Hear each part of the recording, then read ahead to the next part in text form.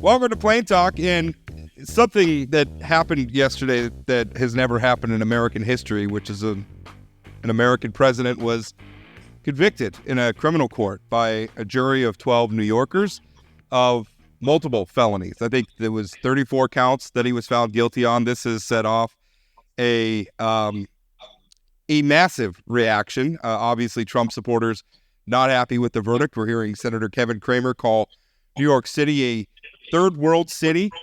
I think he called it the kangaroo court, calling the verdict a sham and everything else. I will tell you, when we booked this interview, the Trump verdict wasn't what we were planning on talking about, but it happened.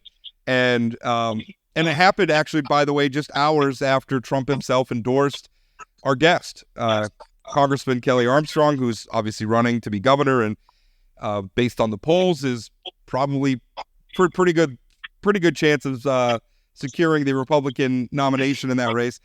Kelly, I guess we got to get a conversation about the verdict out of the way. You know, what was your reaction to it? So I think a couple things. I've tried to say, I did a bunch of interviews yesterday and all of that, and I think people know my background, and so there's a huge part of this. It was a little over a year ago, we were on a thing, and we did when the charges were originally brought, and I texted Jim Jordan yesterday, and I said, remember a year ago when you told me it was going to be federal election law, and I said, don't sleep on the felony being New York state tax law, and little did I know that you don't actually ever have to say what the other crime was, which is fascinating to me. So let's back up on the 34 counts. They're all the same counts. They're duplicative counts. So outside of a hung jury, it was it was either going to be acquittal or conviction. I think sometimes people who don't know how that works think that that's different, but it's the same issue 34 different times. But I'm really fascinated, and I've obviously been busy, and I've been running for governor. So I went to look to some people I actually trust in this space, and so I was listening to Trey Gowdy and Jonathan Turley, and they all have the same opinion I do. Is like, we don't know what he was actually convicted of. Like, if he's only convicted of the business records thing, he can't be convicted. It's a misdemeanor. There's a 2-year statute of limitations. The only way to get around the statute of limitations is to have a felony crime, which bars the misdemeanor statute of limitations. And the jury instruction legitimately tells the jury, you don't have to name that crime. And I have a feeling that that is going to be a really, really interesting issue on appeal. So, Kelly, you're not suggesting he didn't do the crime. You're suggesting that maybe he should get off on a technicality around statute of limitations. The federal prosecutor refused to prosecute this case. The first DA in New York refused to prosecute this case. The guy got so mad he quit, wrote a book on how to do the playbook on how to deal with this. It's the first time in the history of anywhere that anybody can find this case being prosecuted. And a 2-year statute of limitation is not a technicality. The technicality is getting around the statute of limitations by some unnamed other crime, which I did this for a living. I don't know how you defend a case when you don't know what you're defending.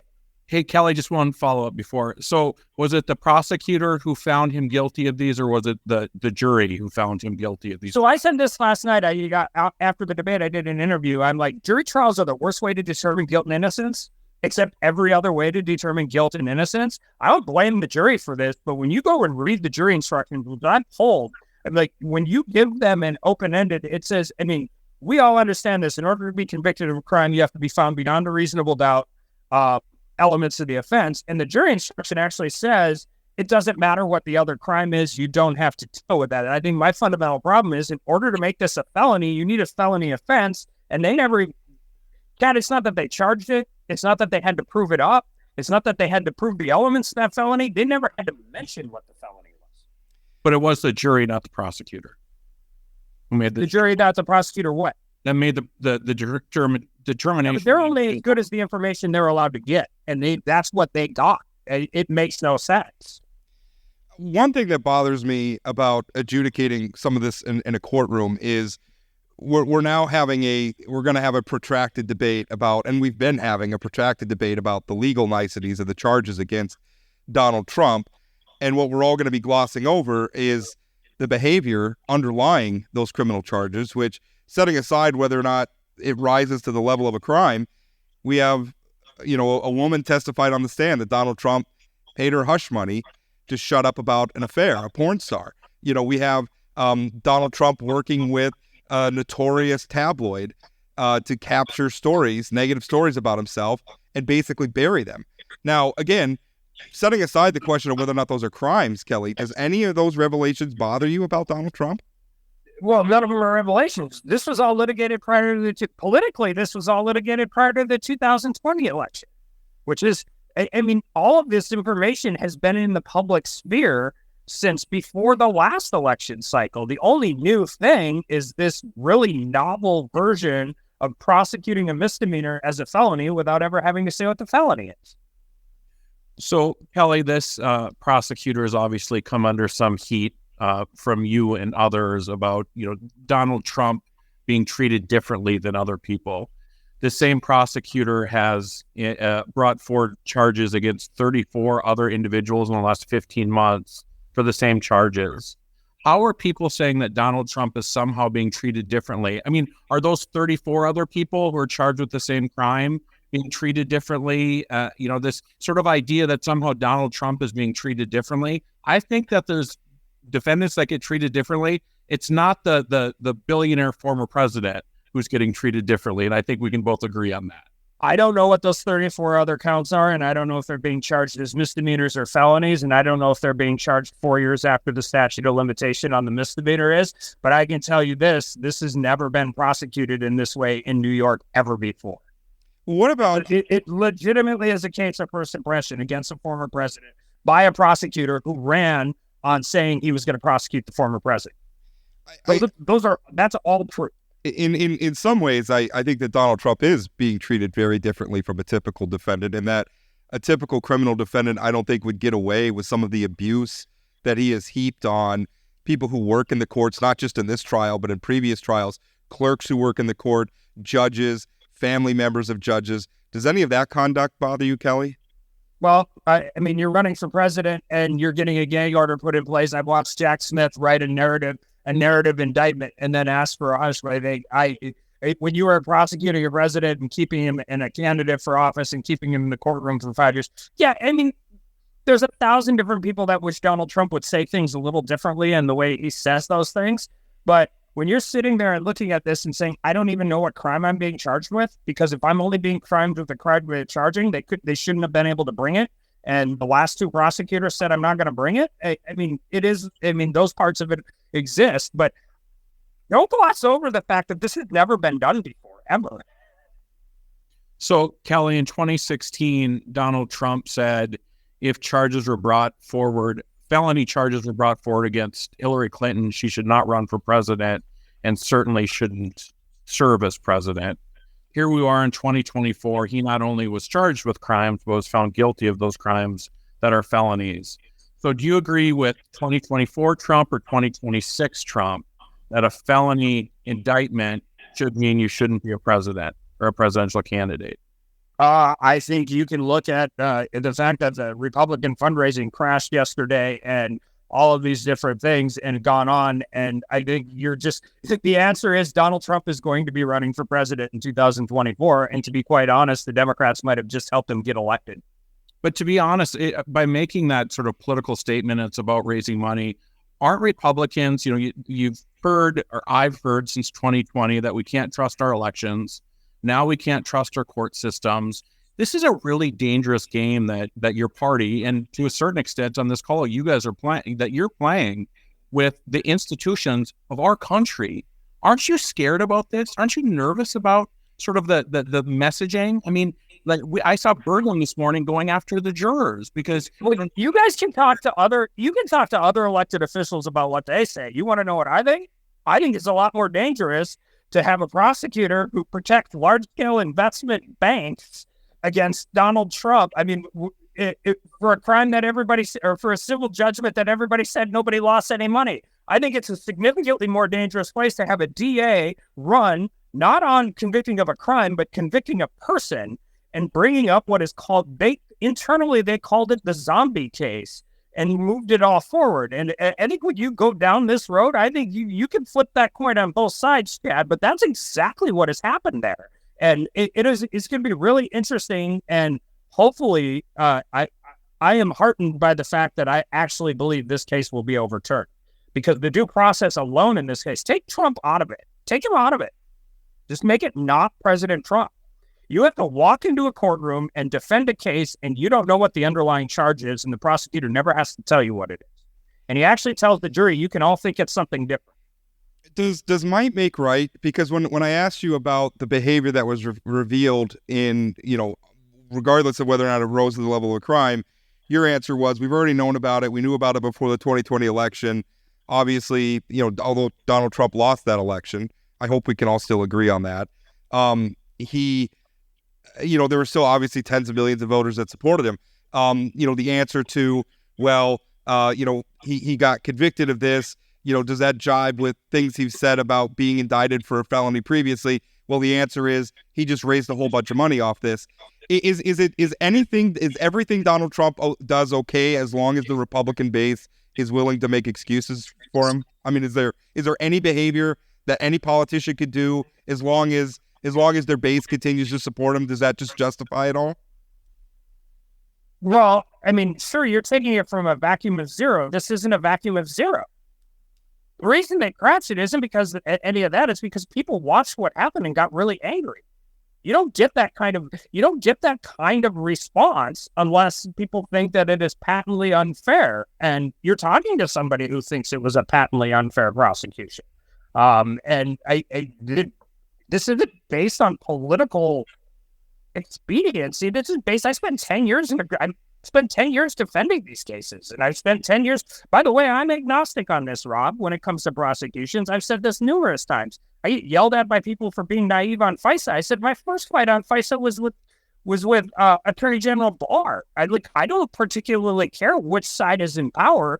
I think when you're utilizing all of these things in that meaningful way and dealing with it, you're not starting this at a baseline of zero. You're starting this at a baseline of people believing that a prosecutor is doing something for political purposes and not legal purposes. But I remember, I agree with that. I remember though in 2016 when Donald Trump's leading chants of lock her up at his rallies, and the Republican voters were fine with that.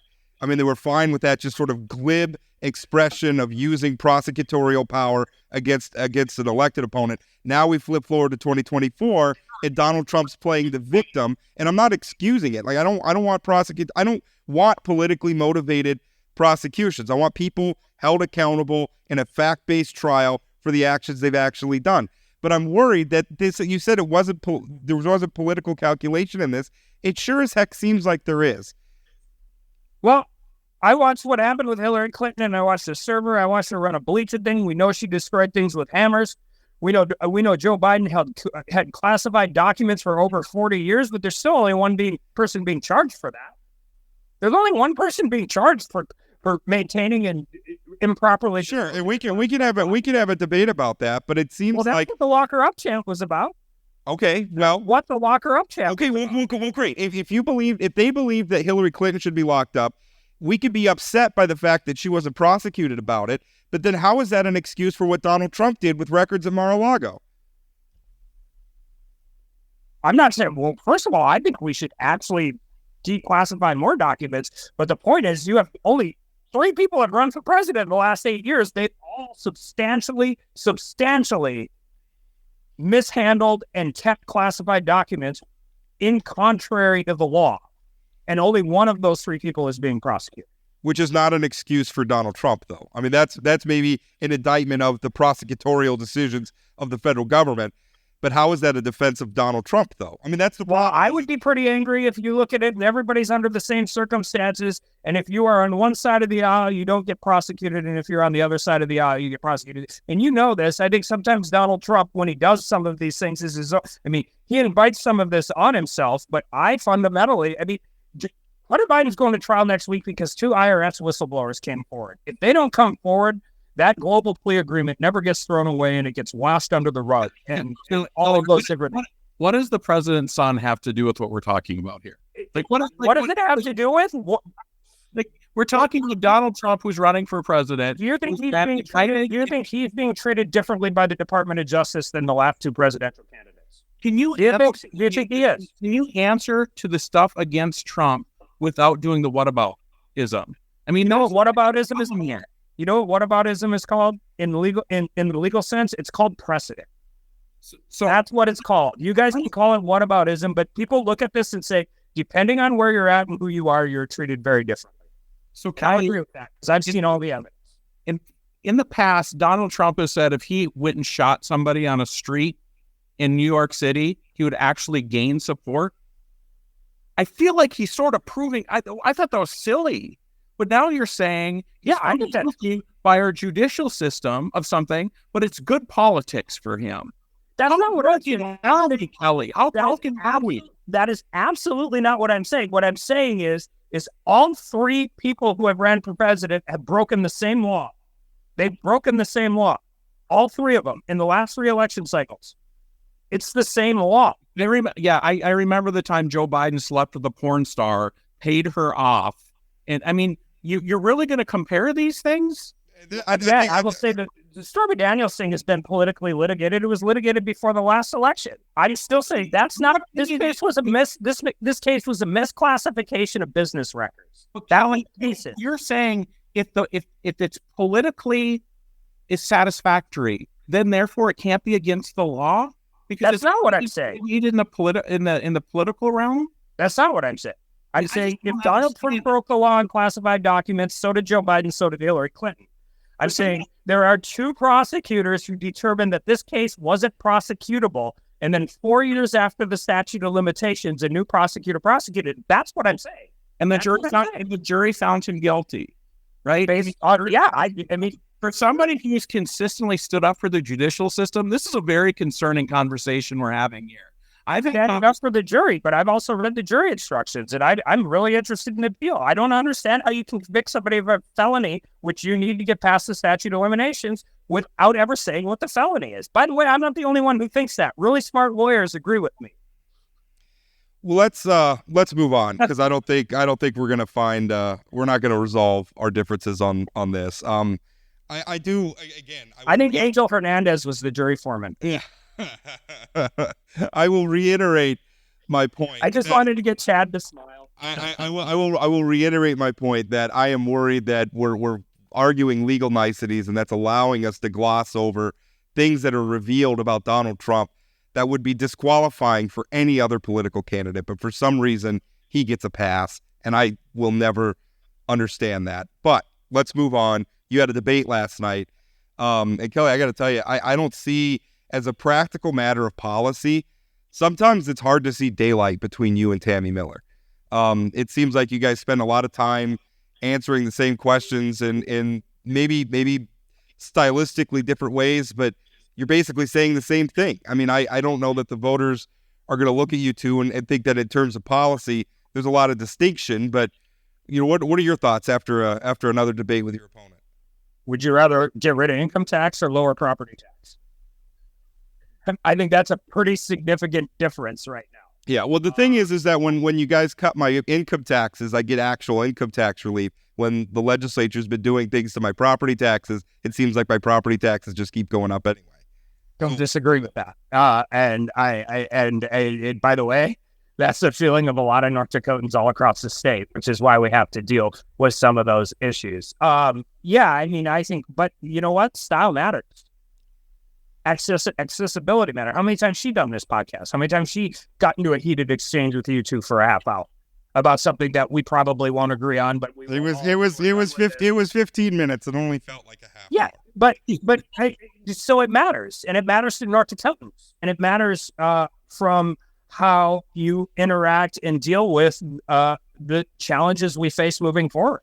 It matters with how you deal with the legislature and effectuate policy. So I'm fine having the stylistic debate because I think it really, we spend a lot of time talking about our background. Great. I learned early on that if you're not actively engaged, whether it's firefighting, whether it's hospital board, whether it's volunteer baseball coaches, citizen legislature, all of those different issues, you have a really hard time actually getting the pulse of what's going on in North Dakota. And if we're moving forward and we're going to continue to grow and figure out housing and workforce and teaching and all of those different issues and do it in a conservative way where we're not expanding just massively expanding state government, I think style matters a lot. So, Kelly, I watched most of the debate last night, and I actually did see a bit of a difference between you and Tammy in terms of depth of knowledge on the policy discussions. It just seemed like you were able to go a little bit deeper. But one of the things I want to talk about is something that I was really impressed you brought up last night when talking about the relationship between the state and Native American tribes. And you brought up the racial taunts at sporting events, which I assume includes the flash or prom, and some of those things. My daughter was at the Bismarck High game when it happened. So was my son. So my question for you is, first of all, I'm impressed that a white guy is talking about this stuff. We had Jamie Davis on a couple of weeks ago, and I mean, you could just tell she's sort of exhausted about talking. So I think it's important that folks like you stand up. But my question here is, how do we solve this problem if we demonize diversity, equity, and inclusion programs, right? I mean, so I think that's one of the things we really need to. The kids get it. I mean, you said your two kids get it, right? It's the adults that don't seem to get it. So how do we educate people on being more racially sensitive if we're demonizing programs meant to do that? Chad, I hate the word equity. I think it makes absolutely no sense. We changed equality into equity, but I'm just going to be a little more. And I think that's the other thing. And this is, I think, a really good microcosm of that. I think people who know me know I'm a lot less aspirational and a lot more practical. Here's how you do it. You look at the North Dakota High School Athletics Association and say, you're going to start forfeiting games. Or you're going to have referees send people into the locker room and clear the stands out and finish the game without anybody in it. But like, you don't need an equity include people who are saying that crap know it's crap. And if they don't know it's crap, I can't help what's in their heart. And I don't want to spend more than 30 seconds with it.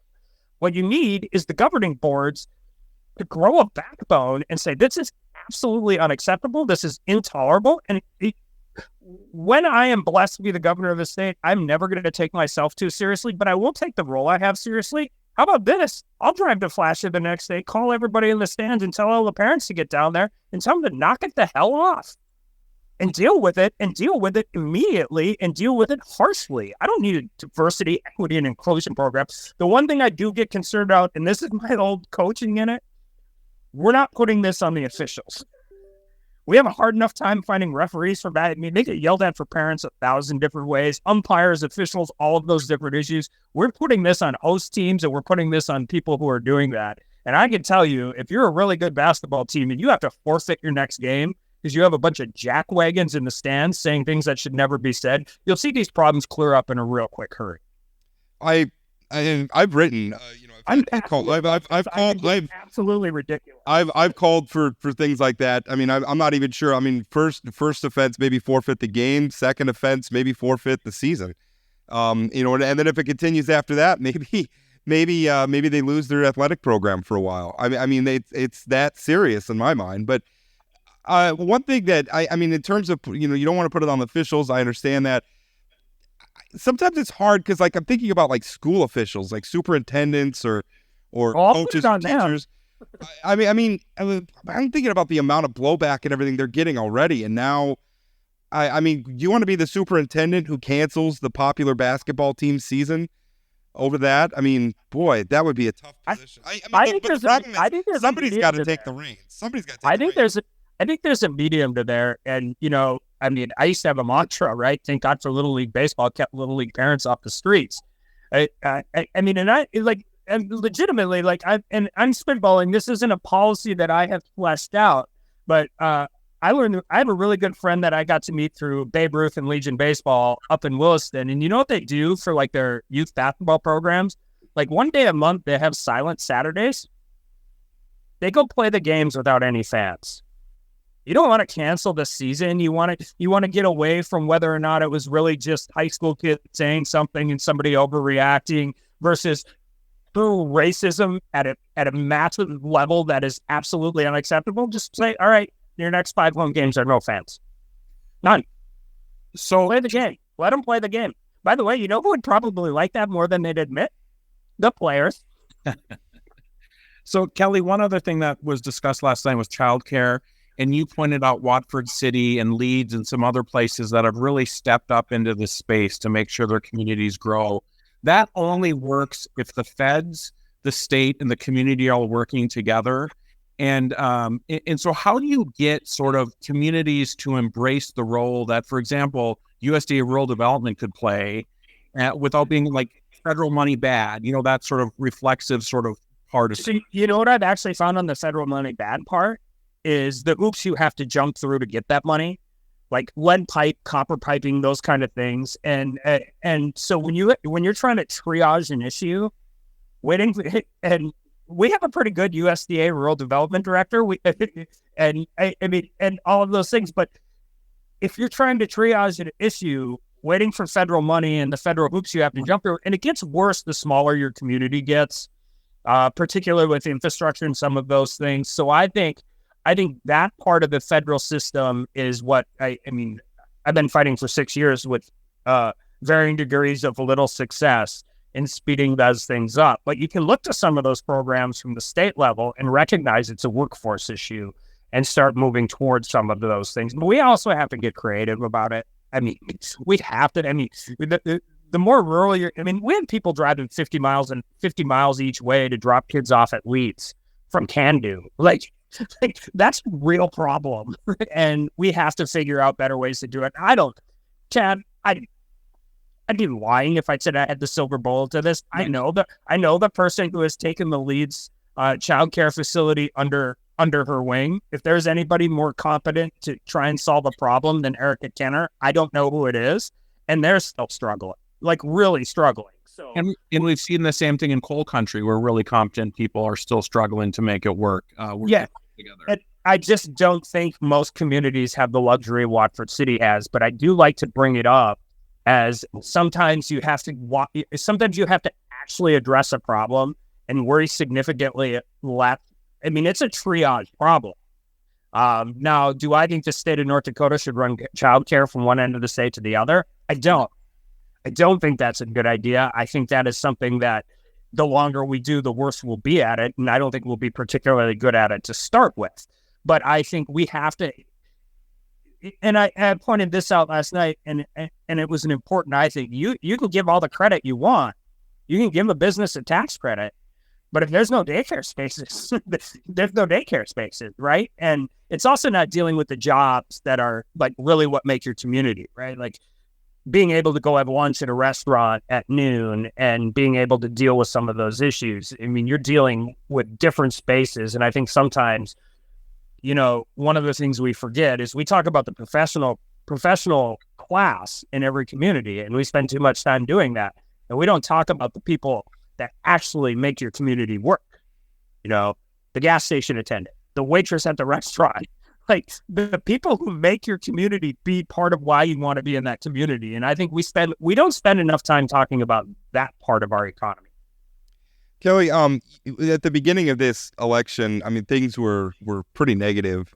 We certainly saw an ad you took your shots at Tammy Miller as well. We saw an ad from Tammy Miller attacking your record as a criminal defense attorney, suggesting that, I don't know what the argument was there, that you condone child molesters because you had a client that was accused and convicted of. The argument is it poll tested well. Okay. That's the argument. It poll tested well. It seems like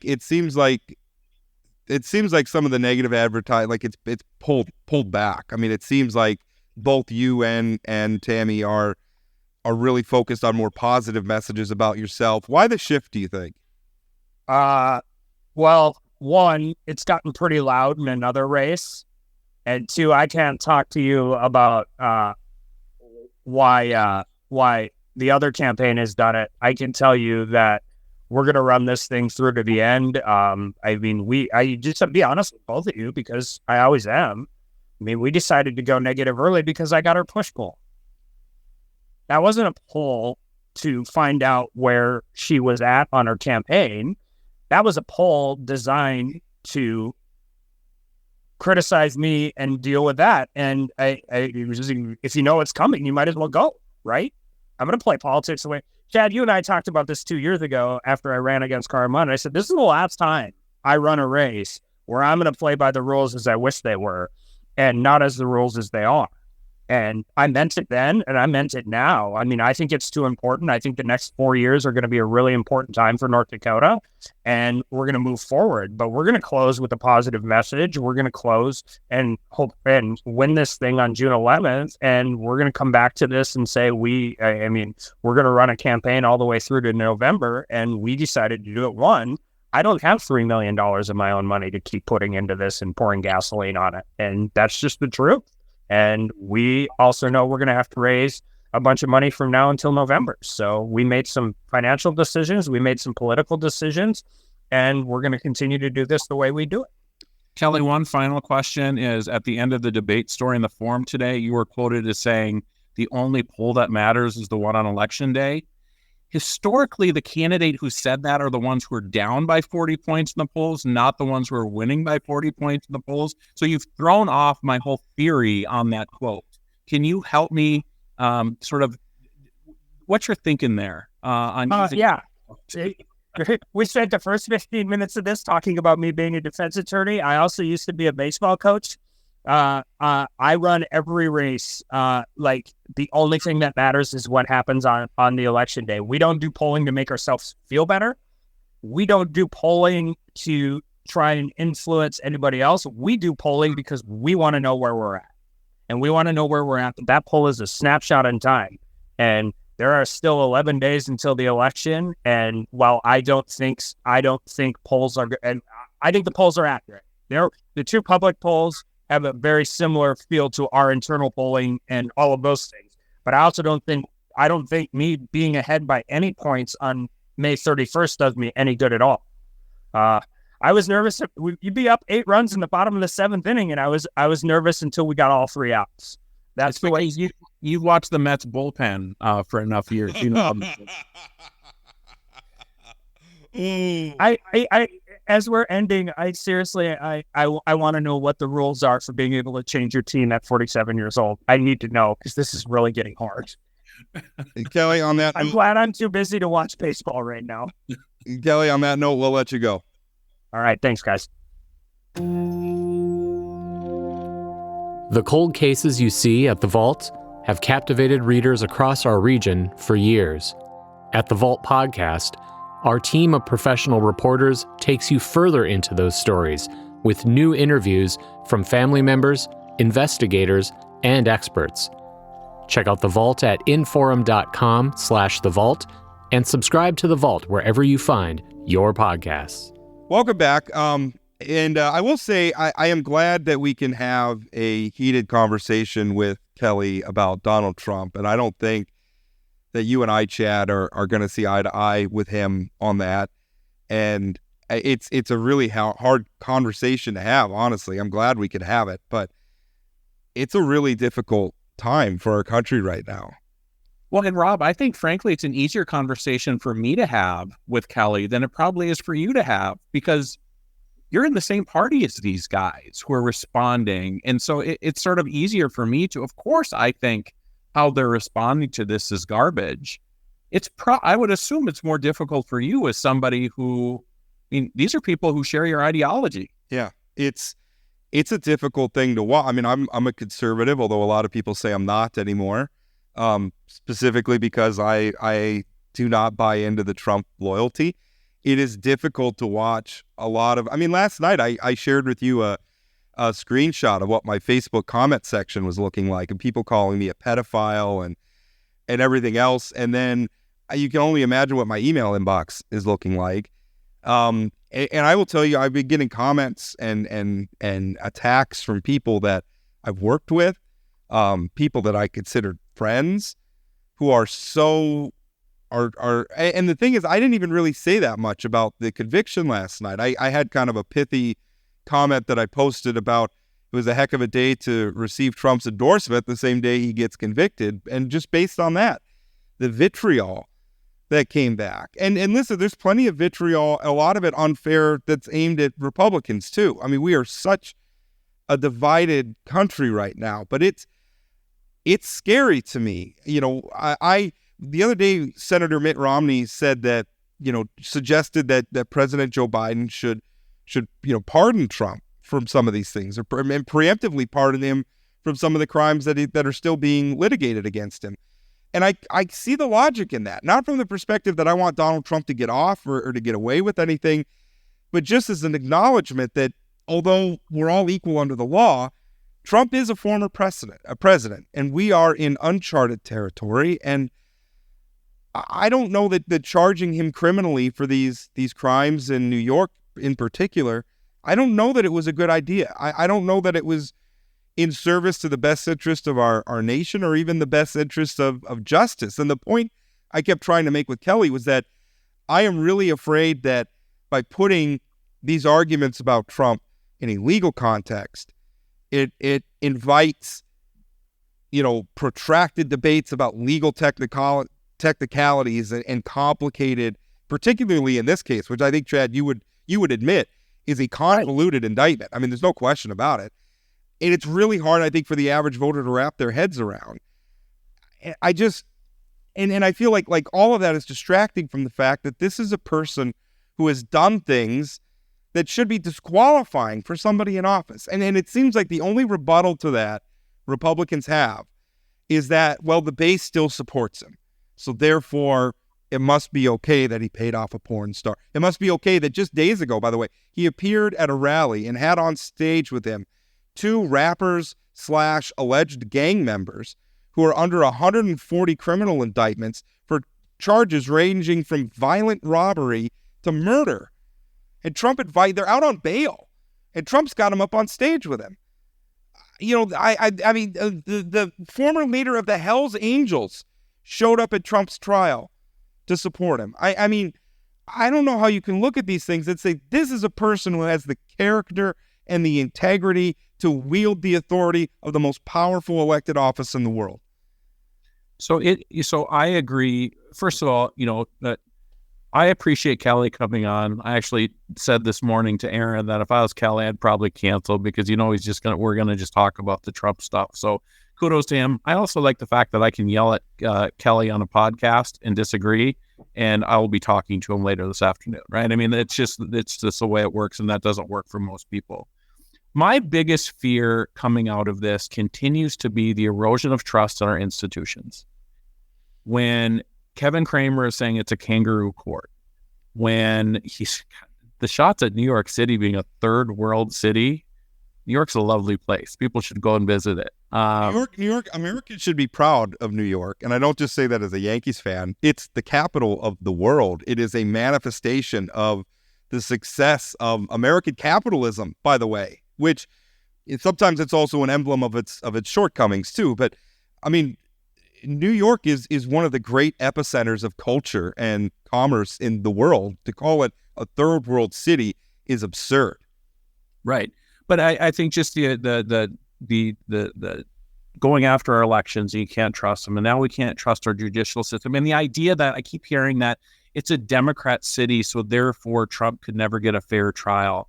I mean, under that theory, the kid who comes up here from Standing Rock and is convicted of a crime, and he's got a jury of his peers that, I mean, they're not all young Native American men, right, who agree on everything. I mean, we're supposed to, jury of your peers are people who are Americans who can look at this stuff clearly. And again, Trump's defense team agreed to these jurors, right? I mean, the Trump defense team could have brought up more people to testify and chose not to do it. I mean, it's strange. And that, like, I don't know. I just worry that the responsiveness of people on the right to go after the prosecutor, to go after the judge, and even to go after the jurors on this thing, who can ever be a juror ever again and feel safe in these sort of cases? Your point about Mitt Romney is a good one. Would it have been better for the country if this was not charged or whatever? But at some point, Donald Trump has to be held to account for the laws he's breaking. And it's not like this guy has a track record of, like, he's been, an angel up to this point, right? I mean, it's thing after thing after thing. He causes chaos. That's what he does. It's chaos. And I just want chaos to not be part of our everyday lives anymore. Yeah. And the difficult thing, I worry too about the escalation that's going to take place, because last night I was listening to, or I saw a headline with Megyn Kelly, the former Fox News right-wing commentator, and she was saying, essentially, you just wait, once Trump's in the White House, we're going to be prosecuting you guys next. That's the escalation I'm worried about. And it's not necessarily that I'm saying, I don't entirely agree that these cases brought against Trump are, I mean, the one in New York is the most dubious, but the election interference case in Georgia, I think has merit. I think the documents case where he was mishandling classified information, I think that has merit. Although I think also it's a fair argument to say, why wasn't Hillary Clinton and Joe Biden, who violated the same law? Where's the consequences for them? I think that's a fair argument. But there is a difference. I mean, Biden returned the stuff after he was made aware of having it, right? I mean, Trump denied it and didn't return it when he was supposed to. That's true. That's fair. But it's a difficult thing. I don't know. I mean, I'm at a loss. And Chad, you said during the break that I seem like really down about it. I'll tell you, I am. It's a depressing spectacle to watch. We have so many Americans who are of all, including very conservative people, which is obviously is a trait that I value, who have the character and the integrity to sit in that office and to do America proud. I don't understand this need to have it be Donald Trump, and it can be nobody else, and we can't ever admit that Donald Trump has ever done anything wrong in his life, other than, sometimes he says, I mean, that's like the only thing that Republicans are willing to acknowledge. Sometimes he says things in ways that aren't so great. Okay. Yeah, and it's not even what he's saying; it's how he says them is the problematic fact. I mean, but it is problem. The things he says is problem. When he says that that the election, the 2020 election, was stolen from him, that is a lie, right? When he makes all of these claims, when he's attacking a law clerk who's working in the court, that is despicable. And this idea that somehow he's the victim here, he has gotten, I mean, just in the context of his conduct in and outside of the court, has gotten away with so much that if you or I were on a criminal trial, we would not get away from those with those things. We would have been put in jail for contempt of court. We would have been fined outrageous amounts of money. And Trump has been fined some money, but it's just the things he gets away with. He is getting away with things that you and I wouldn't get away with. He is not a victim. He is not being mistreated. When I saw some legal talking head, which, by the way, those folks are doing well at this point in our history, but one of them talking about the sentencing, which is 3 days before the RNC convention, and the fact that because of Trump never really being convicted for something like this, it's unlikely he would get prison, except for the fact he's broken the gag order 10 different times. And that would be reason why somebody would go to jail rather than just pay a fine. But will that like this idea of two judicial systems, which is something that Republicans often say, I'm sorry, I agree, Donald Trump is not the victim here. Donald Trump is not the victim here. And the other thing is, like, I hate the whataboutism. Well, maybe Hillary should have been charged or Biden should have been charged or they all should have been charged. Here's the deal. From my perspective, they broke the law. Charge them all. But but it's not an exoneration of Trump. Like, we can have, to me, that's a separate debate. Should Hillary Clinton have been charged? I think you can make a better argument than you can for Joe Biden, because to your point, when Joe Biden was alerted, I mean, Joe Biden, I think, was lackadaisical. He was careless, and that's not a good thing at all. But I have a hard time seeing that rising level of crime. Hillary Clinton set up like a separate server and was doing some funky stuff, and then destroyed it, and I mean, there were some things going on there that I think it's fair to say, why wasn't she charged? But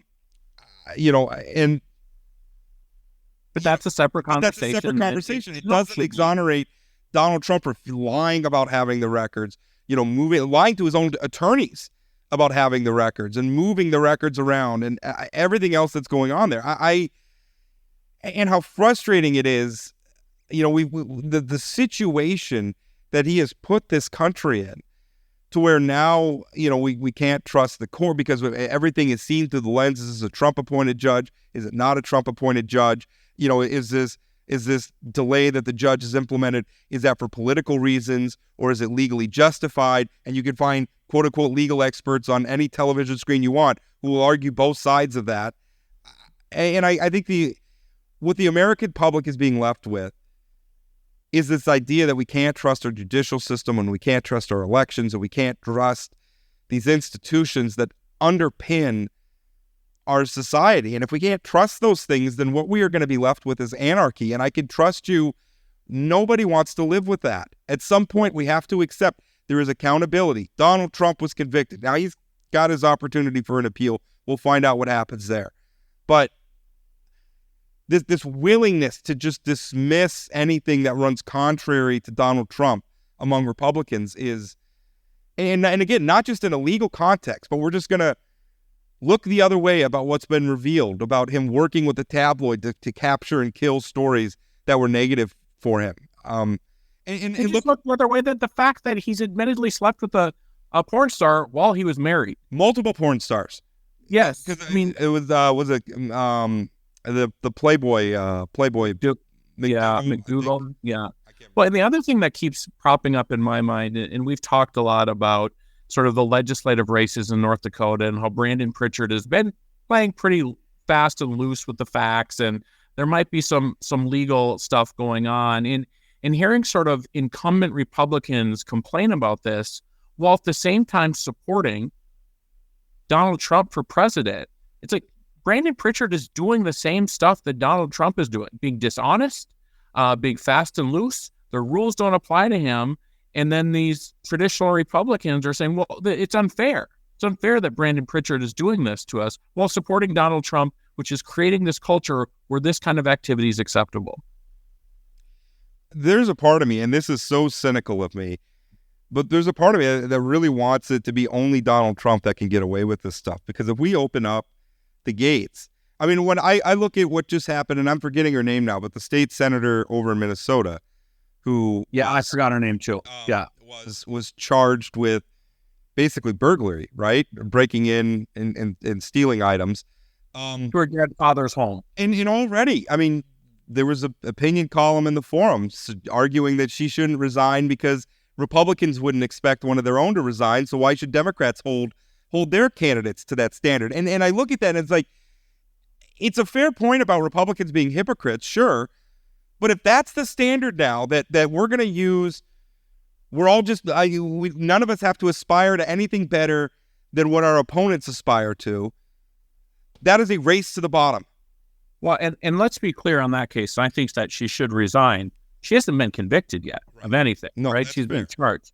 Unlike Jason Doctor, right? Unlike Donald Trump, unlike Nico Rios, whose crime of a DUI maybe isn't reason for him to resign, but certainly his actions while that was taking place. His undeniable actions that were recorded on video of him berating an officer with homophobic slurs and everything else. So when I hear that the state senator in Minnesota should resign and people in North Dakota making that suggestion, maybe it's time to clean up your own house a little bit. Right. You know, the don't throw stones in glass houses sort of thing. And to be clear, I thought Nico Rio should resign. I thought Jason Doctor should resign. I mean, all of them. All of them. The senator in Minnesota should resign. If there's weird circumstances with why she broke into her dead father's house and stole stuff, she still was not supposed to be there. It wasn't her property, and she was charged with breaking and entering, right? I mean, that's unbecoming of a state senator. Being an elected official is a privilege that should not go to people who can break the law. And the Minnesota Democratic Party, I think, has finally gotten around to calling on her to resign after the legislative session ended, which is self-serving. I mean, it should have been immediately, and they shouldn't. But the finer point to that, Rob, a majority of one. Right, the Senate Dems have a majority of one. Exactly. So if they were called for her resignation, they would have lost the majority. So it's even more cynical. So I mean, we're moving into this era where the only time Like the actual integrity doesn't matter. It's just the political expediency of the situation is the controlling factor. Who's on my team? Right. Like they're My on. team has to. Yeah, they have to play by different rules if you're on my team versus the other team. And that cannot stand. I mean, if that's going to be the new normal for American politics, for North Dakota politics, Minnesota politics, if that's the standard now, then we're lost. We're lost. Yeah. Because it's just going to be open. It's going to be, well, as long as Donald Trump's, again, I talked to a lot of Republicans privately about Donald Trump. And I could tell you that their private thoughts about what's happening with Donald Trump do not match their publicly expressed sentiments. So what do you think about that? I mean, is it better that they're privately telling people like you and I that this guy should not be our nominee, he's terrible for our party, he's terrible for our country, but then, or them actually believing that? Like, which one is worse? I don't know which one is worse. I don't know. I can't choose.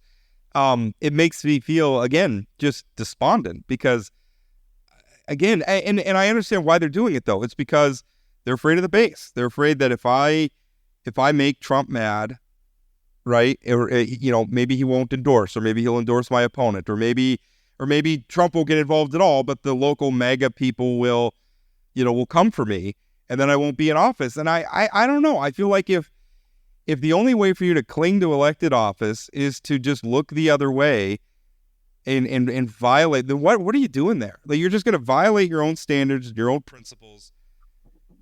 And not to mention, it's not like Donald Trump's support is pure.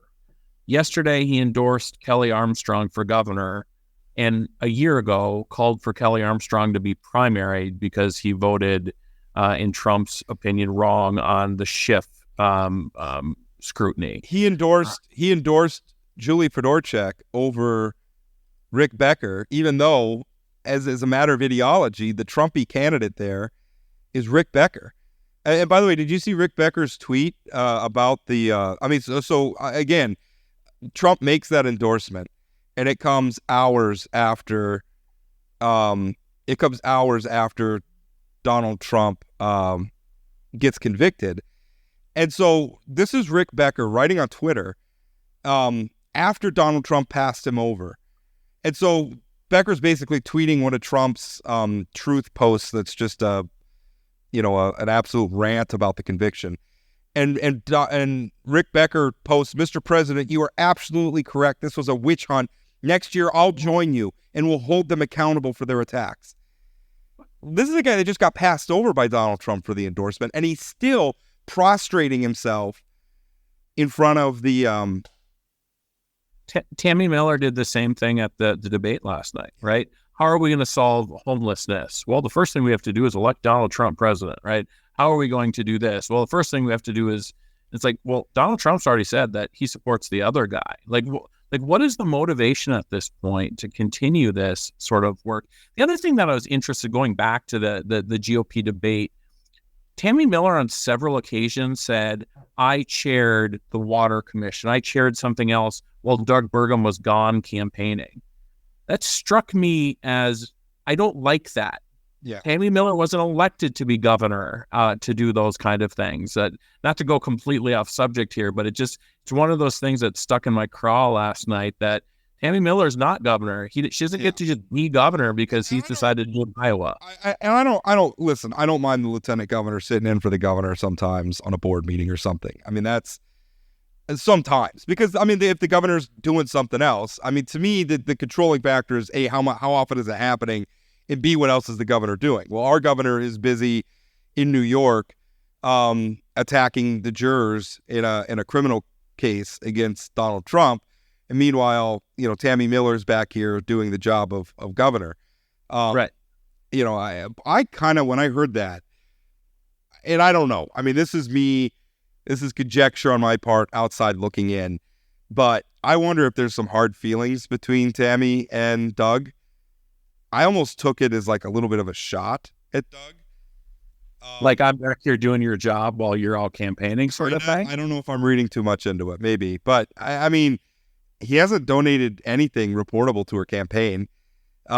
He's been off in Washington, D.C. Like, he endorsed her. She was his chosen successor. And then he got distracted by this other project of trying to get himself on Trump's ticket. Right. And now Tammy's been back here, not just doing his job, but basically campaigning without any real support for Burgum at all. And is more than likely, I know the only poll that matters is the one on June 11th, but the polls, she's not going to win that race. Listen, if she's within 5 points right now, Burgum probably is putting money in, and I don't think that Donald Trump would have endorsed Kelly Armstrong yesterday, right? And so I think I think that was also part of Trump's calculation. Is it's about Trump's scorecard for endorsed candidates, not really the details of the candidate. If Donald Trump had thought Rick Becker was going to win, or Trump's people or whoever's advising him, I think if they thought Becker was going to win, he would have gotten the endorsement. Hey, I know we're sort of going all over the place, but I happened to watch TV for about 10 minutes this morning.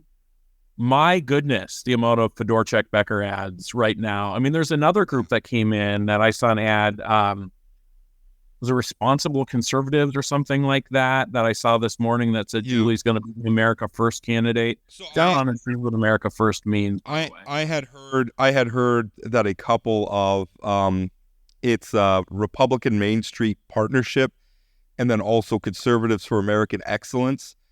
And I think the latter group, when I was watching the baseball game last night, their ads were up on streaming. And it was about Rick Becker voting against Trump's border wall, and Julie Fedorchak's the one who's really gonna. The ad I saw was all about Julie, will be work hand in glove with Donald Trump, and I mean they're taking that, and that really makes me feel like that's as long. I mean, because I think Julie has the lead in the race right now. I think the question mark you and I were putting on it was, was all those negative ads from Club for Growth and everything, were they going to be able to wear that lead down? I think the fact that obviously these other groups have come in and are now counterbalancing that out, I think they're going to end up canceling each other, and she's probably going to skate to victory. But again, the only poll that matters is on June 11th. I would never use the word skate in a low turnout sort of election like this. I mean, even if she wins by 10 points, it's... I didn't mean easy. I meant like skate as in got through. Anyway. Oh, no. It will be interesting. And we're 11 days away. A bunch of people have voted. And so, I don't know. I also, speaking of Fedorchak, she put out a statement on the Trump trial as well and basically blamed it on Joe Biden. And I'm ready for this primary to be over because I like you and I talked about, I think during one of the breaks, you don't have to say something about every single thing that's happening, right? And so I just wish sometimes people would just let a pitch go by. I mean, that used to be what Doug Burgum did, right? Is you had to, Donald Trump did something. They used to complain about it too, by the way. You could hear Kevin Kramer or Doug Burgum complain why are you asking us to comment on every little thing that's happening? But now it's now that it went down, and again, we're complaining about people like Fedorchak and Armstrong and Burgum and Kramer, and we're being critical of them for doing this stuff. I don't think we shouldn't lose sight of the fact that the reason they're doing this is because they're listening to the base. But I think it's a chicken and egg sort of thing. I think that, when Hoban and Kramer and Armstrong come out with statements, it validates sort of I agree with that Trump is fine. So I think it's a little of both. But certainly it's not going to get better unless somebody stands up to the base. Well, it's hard. And again, I could tell you what happens if you do. Now, thankfully, I don't ever have to run for re-election, but I could tell you the vitriol that I get is ugly. Even uglier when I'm critical of collegiate sports, which was the other. Well, Rob, if you decide to run for office, I will get a bunch of people from the left to just absolutely throttle you for being too conservative. Because then I think that'll confuse people a little bit on, is he a good guy? Is he a bad guy? And maybe those conservatives will come home. Well, I am never going to run for elected office. and again, I mean, not because, honestly, I don't know that I would be well suited for it. I don't know that I would be. I mean, obviously, I understand policy very well. Like, I write about it and everything. It would be hard for me, I think, sometimes I don't have a lot of patience for people being idiots. I would be hard for me to sit in a hearing and listen to people who clearly don't know what they're talking about and just be like, oh yes, thank you for your input. Like, yep. No, and that's I mean, like you should pull your shirt over your head and walk out of here because you just embarrassed yourself. And I think we've done, like, every Parks and Rec episode, like those sort of hearings where people are, there's too many squirrels in the park. You know, I don't need to listen to you. Yeah. Like, just do. Yeah, I would be like, I'd be in the committee hearing, like, Madam Chairwoman, do we have to listen to this? Because this is stupid. Like, this is a waste of all of our time. Right. Can we just take a vote? Like, stupid. That's what they need is they need like a big long buzzer or something. Like, it's just like, no. I mean, I will say, to the Rob Port detractors out there, I will say Rob has consistently talked about the stupidity of the average voter in this state. I mean, and in this country, I should say this state, you're consistent on underestimating. They say never underestimate the intelligence of the average voter. Yeah. You take a different approach to that. Oh, yeah. I will tell you that I come by my cynicism honestly. I feel like it's well deserved. Yeah. And if you want to see why he's cynical, please go to Rob Port's Facebook page to read the comments. Or the comments over the years when I was a blogger in the comment section. I mean, it's sometimes you look and you're like, these idiots get to vote. Yeah. This is terrifying. And the thing is, I don't think there's anything wrong. Like, I'm a firm believer in the argument that democracy is the worst form of government except for all the others, which is a paraphrase of something Winston Churchill once said. But I think that sometimes we forget. We pretend like all of these trends are like top-down things and they're things that lobbyists or corporations or politicians, and we forget that how often it is that the politicians, the things that we complain about that they're doing, they are delivering things that the voters are saying that they want with their voting trends.